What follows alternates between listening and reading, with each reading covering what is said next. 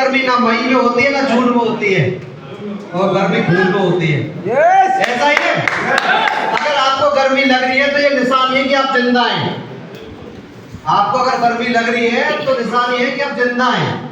और अगर आपको गर्मी नहीं लग रही है तो डॉक्टर को दिखाना पड़ेगा।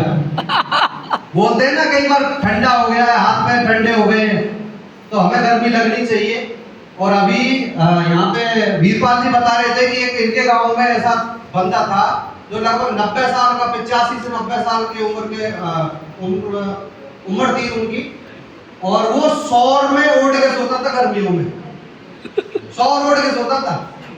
और वो जब पसीना आता है ना एक हद तक आता है, ये आप देखना कभी भी जब आपको पसीना आए तो आप देखना वो एक हद तक आता है, कुछ टाइम तक निकलेगा वो पसीना, निकलने के बाद में अपने आप बंद हो जाएगा। आप चेक कर लेना, अभी तक नहीं किया होगा आप चेक कर लेना, मेरी गारंटी है वो बंद हो जाएगा। और वो तब होगा जब हम उस पर ध्यान केंद्रित करेंगे।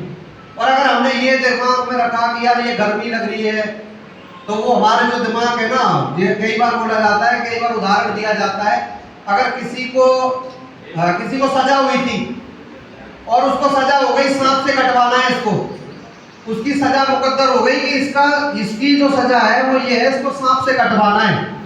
और उसे ये पहना के, जो नकाब होता है ना, वो पहना के, वो नकाब पहना के 2 आलपिन ली और 2 आलपिन लेके उस पे ऐसे चुभा ली जैसे सांप ने काटा हो। और कुछ जब उसके बाद में जब उसका पोस्टमार्टम किया गया, कुछ देर बाद वो मर गया, वो खत्म हो गया। और उसका जब पोस्टमार्टम किया गया तो मैं बता दूं आपको, जो सांप का जहर होता है ना वही मिला था उसके अंदर। ऐसा होता है नहीं, हमारे दिमाग में जो चलता है ना, जैसा चलता है वैसा ही होता है। और मैं खुशनसीब हूँ, आप सबके बीच में हूँ, और मेरा नाम करमवीर चौधरी हुआ। और परिचय की बात करूँ तो मेरा गांव जाम हुआ, और ऐसी एक मीटिंग थी जहां मुझे बुलाया गया। और मुझे आज भी याद है, जैसे यहाँ पे पीछे बैठा था मैं, और एक बंदा है जिसको देख के मैं स्टार्ट हुआ, Ravi OP Sharma ji.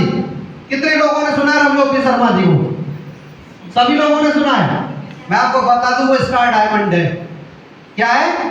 Star diamond जिनकी इनकम 50 लाख से 1 करोड़ एक महीने की, एक दिन में नहीं है। आज 25 साल हो चुके हैं आरसीएम को। कितने साल?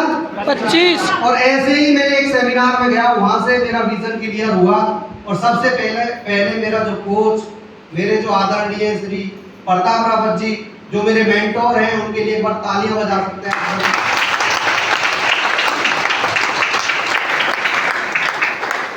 प्रताप सर आज हमारे बीच में नहीं है, प्रताप सर कलकत्ता है। अगर प्रताप सर होते यहाँ पे तो यहाँ हो सकता है मौजूद होते। प्रताप सर कोलकाता में है, उनका भी एक प्रोग्राम है रॉयल्टी स्कूल, वो वहाँ पे है। मेरा सेमिनार है हसनपुर में। आज से लगभग 5-6 साल पहले मैंने बिजनेस की शुरुआत की, और बिजनेस की शुरुआत की तो उस टाइम पे मुझे भरोसा नहीं था कि आरसीएम से भी पैसा आता है। अच्छा, कितने सारे साथी ऐसे जिनको भरोसा नहीं है?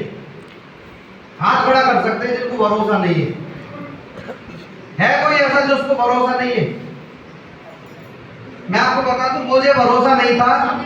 और जब मैं जुड़ा इस बिजनेस में जुड़ा तो मैं ये कहता था कि यार अगर नमक मिर्च खाने से पैसा आ सकता है तो ये गांव वाले तो सभी खाते हैं, सभी के घर में राशन आता है, तो इनको भी पैसा आना चाहिए। हम परेशान क्यों हैं? हमारे पिताजी परेशान क्यों हैं?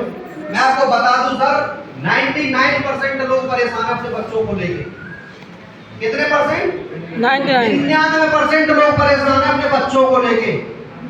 ये क्या करेंगे, इनकी पढ़ाई क्या होगी, ये नौकरी लगेगी नहीं लगेगी, इसी उलझन में रहते हैं। और मैं बता रहा हूँ सर, आज की दुनिया में जो 50 साल की उम्र है ना, 50 साल की उम्र ज्यादा कुछ नहीं है। आप राहुल को देखो, 50 साल की जिसकी उम्र है, जो चुनाव जो क्या नाम है, राहुल गांधी की एज 50+ है।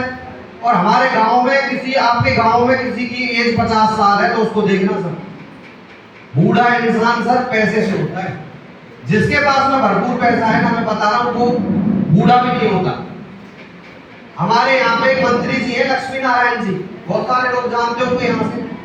लक्ष्मी नारायण जी को मैं जब इतना सा था तभी से ऐसा देख रहा हूँ जैसा आज है। लक्ष्मी नारायण मंत्री जी कितनी बार मंत्री बन चुके हैं और उनके पास में भरपूर पैसा है। और आज वो मैं देख रहा हूँ सर, इतनी सी उम्र से देख रहा हूँ और आज भी वो ऐसे ही है, क्योंकि 99% जो जड़ है पैसा। अगर हर घर में कोई दुख का कारण है वो है पैसा, कहीं पे भी कोई लड़ाई झगड़ा है वो है पैसा। ऐसा है या नहीं है क्या नहीं है? यस। तो परिचय दे दो, मैंने पढ़ाई लिखाई की है बीए तक, और बहुत सारे लोग तो गांव में बीए बीएससी कोई करते। मैंने पढ़ाई लिखाई की बीए तक, 2 बच्चे हैं, मम्मी पापा और मेरी मैडम। जब मैंने इस बिजनेस को स्टार्ट किया था तो मैं पुलिस की तैयारी कर रहा था, और पुलिस की तैयारी करते करते मुझे ये बिजनेस मिला। कितने सारे साथी ऐसे हैं जो जॉब की तैयारी करते हैं, गवर्नमेंट जॉब की तैयारी करते हैं, सभी करते हैं, मेरे हिसाब से तो सभी करते हैं। हर घर में जॉब, सरकारी जॉब को लेके एक महाभारत चला होता है, और वो ये कहते हैं कि भैया मुझे सरकारी जॉब चाहिए।